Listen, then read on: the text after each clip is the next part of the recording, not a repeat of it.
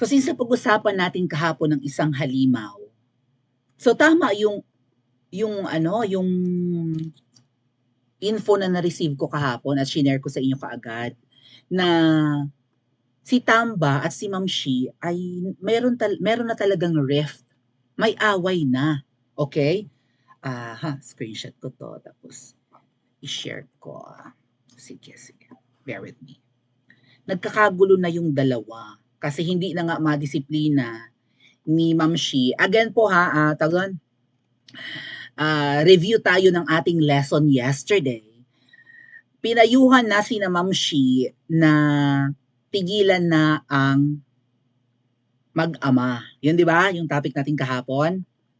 Dahil, basta tigilan na. Tapos si Ma'am Shi naman, gusto naman talaga na lagi niya na positive lang ang ganap, no? Walang kasi ayaw niyang magmukhang kontrabida o dumukha naman talaga siyang kontrabida, 'di ba? So gusto niya positive lang and also hindi naman kailangang siraan kung i-realize yung mga kuya, hindi kailangang siraan ni Marcos Jr.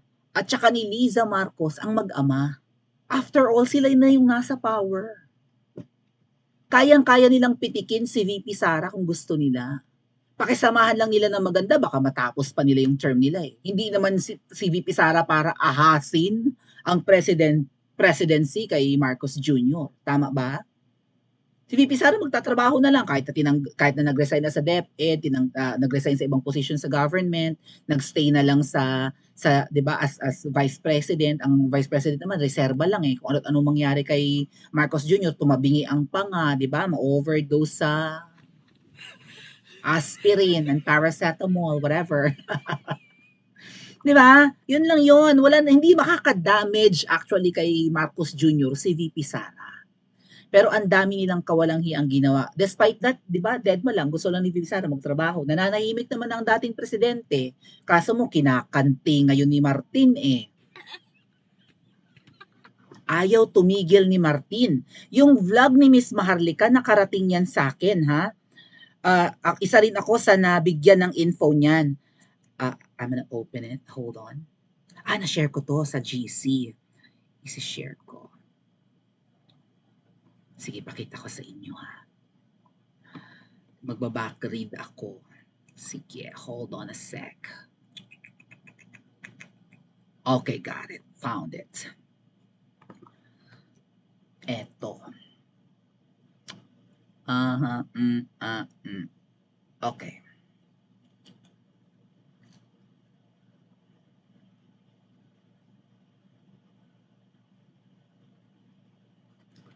Okay. Basahin ko sa inyo ha. Forwarded in Maisog GC. Martin Tambaloslos has marching orders to mobilize and fund people to rally against PRRD, aiming to create the impression that many are angry at his statements in the Senate. We need to act ahead of them.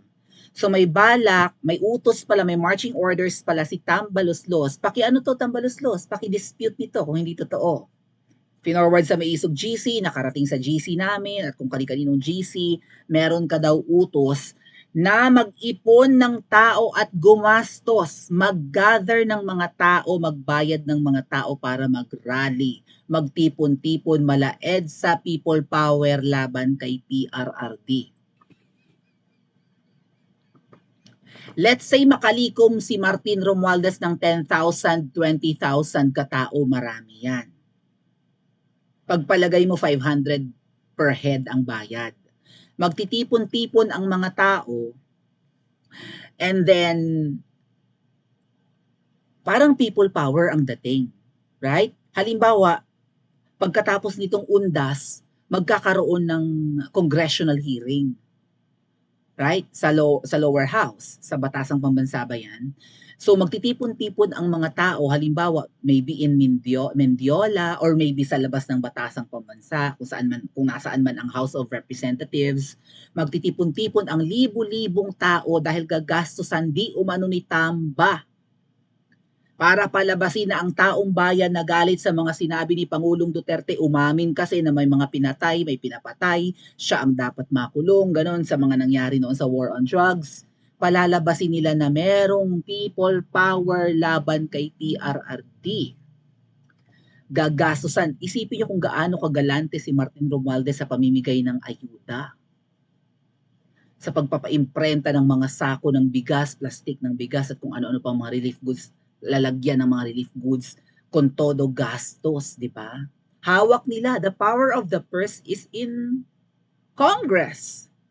Particularly, I think, in lower house. Oh. So, hawak nila ang kapangyarihan ng kaban ng bayan. Trilyon ang budget, mga ate at kuya, ng Pilipinas. 6 trilyon ngayong taon. Mahigit 6 trillion next year.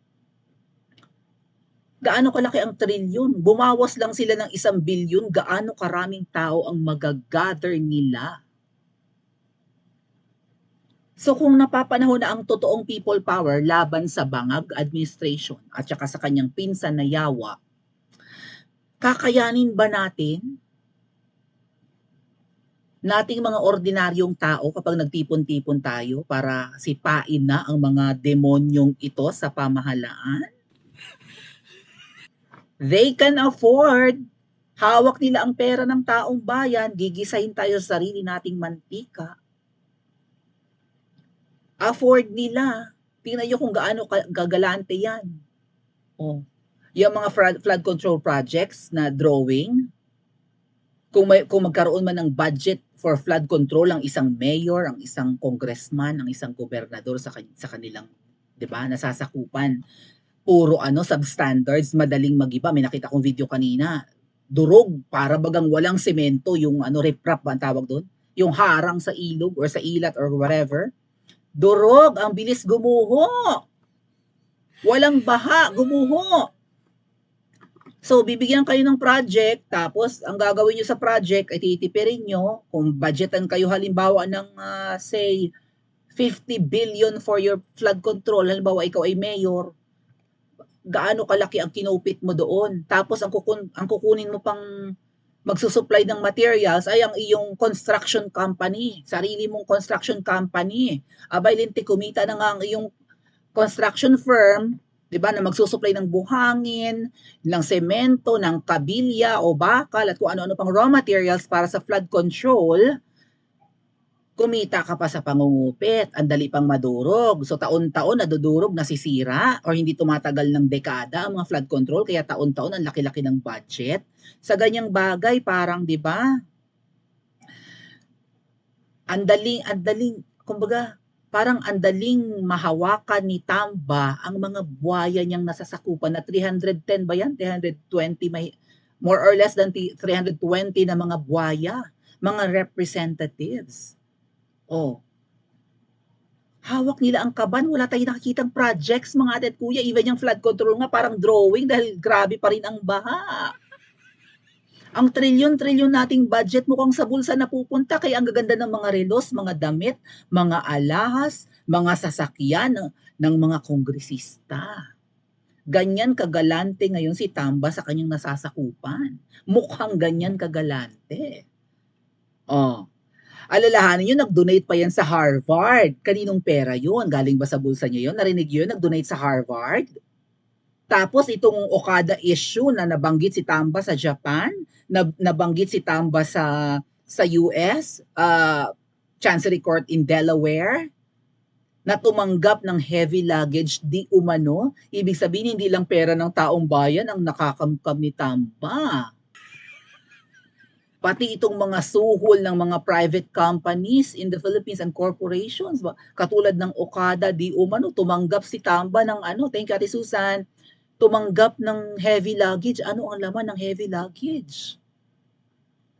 Tapos si Tamba pinuntahan ng isang sino yon, yung may bitbit na tatlong itim na bag, sabi ni Sas.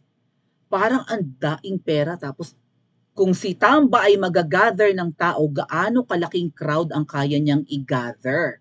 Ma'am Shi, ayaw na makontrol ni Tamba. Ang dami nang nakakahalata. Hindi yun na makontrol, hindi yun na mapigil ayaw tantanan dahil nga meron ng utos sa inyo ang inyong mga ano ba yan, mga advisors, right? Consultants, foreign consultants ba yan?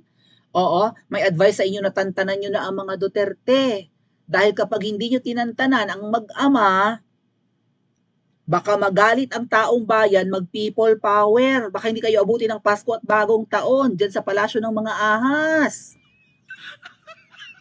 Gagawa ng matinding galit sa taong bayan. Alalahanin nyo, 32 million ang bumoto kay VP Sara, botante pa lang yan. Iba pa yung hindi nakaboto. Iba pa yung hindi nakapagpalista or nakapagpa-register sa COMELEC. Iba pa yung mga Mindanaoans, mapabata, mapamatatanda na hindi rehistradong botante, nakilala at mahal ang presidente. Kahit ako saan ako pumunta ngayon, ang naririnig ng tenga ko, mga ate at kuya, kapag may mga hawak na cellphone, ang naririnig ko, video ni PRRD sa TikTok na yung sa Senate hearing, aliw na aliw ang mga tao kay Pangulong Duterte. Mahal pa rin ng taong bayan ang mga Duterte. Lalo pat pangitang-pangita, ibang-iba ang gobyerno ngayon, ang administrasyon ngayon sa nakaraang administrasyon ni PRRD.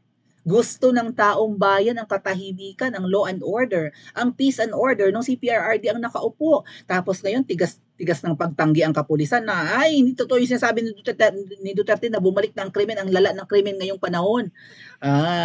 Syempre i-deny nyo yan. Pero no, hindi man ibalita ng media o makikita sa social media, sa Facebook, sa kung saan-saan, na ang daming mga nawawalang bata, kinikidnap, hindi natin alam, baka mamaya biktima na ng organs for sale, ng human trafficking, and kung slavery, kung ano man yan, sex slavery. Thank you, Ate Susan. Thank you. So, ang lala-lala ng krimen, hindi gusto ng tao ang administrasyon mo, Marcos Jr. Hinahanap-hanap ng taong bayan ang murang bilihin panahon ni Pangulong Duterte. Nagmahal ng malala ang bilihin panahon mo. Balik ang mga adik, ang dami na namang adik, bumabaha na naman ang droga, nag-iimbestiga sa war on drugs, sinasisa virus, at gustong durugin si Pangulong Duterte, hindi sinama yung nahuling drug sa alitagtag nitong nakaraan na pinagmalaki pa ni Marcos Jr. How much? 13 billion? Yung naharang nila sa Alitagtag, Batangas na isang van na punong-puno ng tiyabo. Even ang Kamangyang, nabalitaan nyo yan, may nahuling pusher at may drug din sa loob ng Malacanang compound. Ano ang ginagawa ng Philippine Presidential Security Guards or security group? Ano ang ginagawa ng mga AFP ng Armed Forces of the Philippines? Bakit ang Malacanang compound may drug din? Bakit may kalakaran ng tiyabo sa Malacanang compound? Heavily guarded yan. So mismong tirahan ng presidente, pugad ng kalakaran ng droga. Tapos deny to death kayo, galit na galit kayo kay Pangulong Duterte, na binulgar ni Pangulong Duterte ang lala ng krimen ngayong panahong ito. Sasabihin ng PNP, hindi, mababa ang crime rate ngayon. Mababa kasi hindi siguro nyo binibilang at hindi binabalita ng media. Kasi kasiraan sa Marcos administration. Kaya, kung kayo man ay sinabihan na Marcos Jr., Liza, kung kayo sinabihan na ng mga foreign consultants yung tantanan nyo ang mag-ama, kailangan yung tantanan. Dahil wala namang, kahit hindi nyo banat-banatan yan, tuloy lang kayo sa pangangamkam nyo, hindi naman kayo peperwisyuhin ng mga Duterte. Kaso nyo si Tambaloslos, iba ang galawan ng utak. Gustong-gustong durugin, ayan may patuwadkom pa nga. Ang Senate mukhang wala ng follow-up, kung meron man hindi pa rin kayang durugin si Pangulong Duterte, marami rin kaalyado sa Senate si PRRD. Pero sa tuwadkom na iyan, pagkatapos ng undas, kaya mong pigilin ito, Liza? Kaya mong pigilin, Marcos Jr., ang pinsan mo? O, isa pang patunay na meron kayong hidwaan. Ayan. Okay.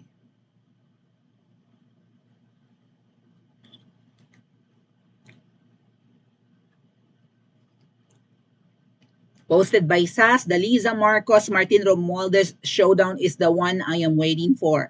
If I were Liza or if I was Liza, She should make BBM endorse Risa Ontiveros in 2020. Team Lisa daw si Crisette. Sabi niya, Team Lisa. Hindi Team Tamba. May girian, may bangayan po talaga si Tamba at saka si Lisa.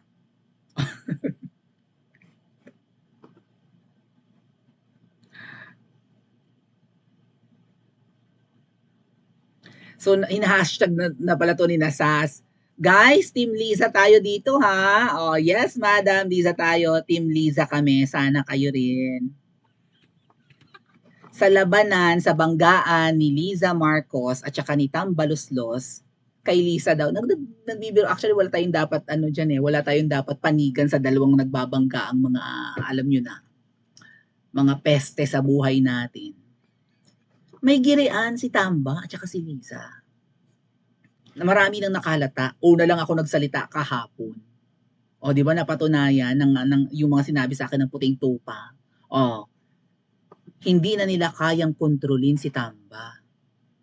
Ako na ang nagsasabi sa inyo, Liza Marcos, Bongbong Marcos, kapag nagparali si Tamba ng tao, gumastos ng tao para palabasing nagalit ang taong bayan sa mga lumabas na resulta sa Senate, or maybe kapag ka nagpatuwadcom sila para investigahan si PRRD, no? Kasi balak nilang i-contempt, di ba? Allegedly, balak ikulong si Pangulong Duterte pag barubal ang bunganga, pag pabarabara ang sagot, pabalang. No? Pagkatapos ng undas, magkakaroon sila ng congressional hearing laban kay Pangulong Duterte para maipakulong yan. At iko-contempt nila kasi bastos ang bunganga. Bastos na nga mamamatay tao pag ganun ang palalabasin. So, yung mga tao magtitipon-tipon sa Mendiola, kung saan man, malay nyo, bumaba sila sa EDSA, pero laban kay PRRD. Hoy Tamba, sari-sari ka. Ang EDSA, kilala ang EDSA na pupuntahan ng tao kapag may gustong pabagsaking leader na nakaupo. Pag may leader na gustong sipain dahil abusado, magnanakaw at kung ano-ano pa. No, kurakot. Ganyan. Saan mo titipunin yung 10,000, 20,000 na taong magagather mo kung totoo yung sabi na may marching orders ka? Pwede naman sa labas ng ng House of Representatives kapag nagkaroon kayo ng hearing. Kapag kinulong yung si Pangulong Duterte, palalabasin niyo na yung mga tao sa labas na nagrarally na parang people power ang dating sa dami. Ay suportado ang inyong desisyon na i-contempt kasi bastos ang bunganga. Ganun ang pwedeng mangyari. Ngayon, Tamba, Liza, Bongbong, mag-a-agree kayo na gagawin ni Tambaloslos yan? Suportado nyo itong marching orders ni Tambaloslos na magpaparali ng mga tao? Kung kayo ay pinayuhan na ng inyong mga advisors na tantanan na ang mga Duterte? Alam nyo kung bakit, katulad ng nabanggit ko kagabi, alam nyo kung bakit pinatitigil na yung pag-aatake nyo sa mga Duterte? Tuwing aatakihin nyo ang mag-ama, 10 ang balik sa inyo, baka hindi lang 10. Nagba-backfire ang lahat ng pag-atake sa mag-ama kasi they got nothing to lose, wala silang ginagawang masama, hindi sila nagnanakaw. Kahit pa sabihin yung winaldas ni VP Sara ang 125 million na confidential funds. Nagba-backfire sa inyo yung Senate investigation niya, imbis madurog dun si PRRD, si Dilima ang napahiya at saka si Sisa. Kasi walang ginagawang masama ang dating presidente. Kaya kung hindi nyo tatantanan yan at hindi nyo kayang pigilin ang halimaw na nilikha nyo, bababa ang taong bayan. Kung makakapagtipon si Tamba ng 10,000 laban kay Pangulong Duterte, 20,000, bababa ang 32 million sa kakalsadahan. At baka yan na ang oras para tumalsik kayo sa palasyo ng mga ahas. Agree ba kayo mga ate at kuya? Pa-comment po sa comment section at mag-like and subscribe din po kayo.